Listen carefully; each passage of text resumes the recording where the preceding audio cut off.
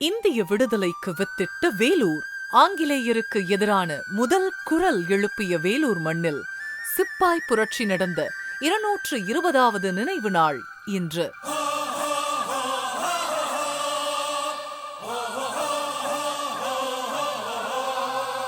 இன்னைக்கும் இந்திய அளவுல அதிக ராணுவ வீரர்கள் கொண்ட மாவட்டம் என்ற பெருமை வேலூருக்கு இருந்தாலும் கூட வேலூரின் பெயர் ராணுவம் சார்ந்த எதற்கும் பயன்படுத்தப்படுறதில்ல.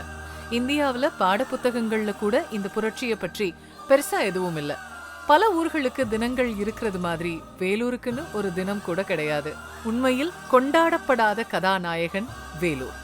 சுதந்திர தாகத்திற்கு முதல் சொட்டு ரத்தத்தை சிந்திய மண்ணுக்கு என்றும் பெருமை சேர்த்திடுவோம்.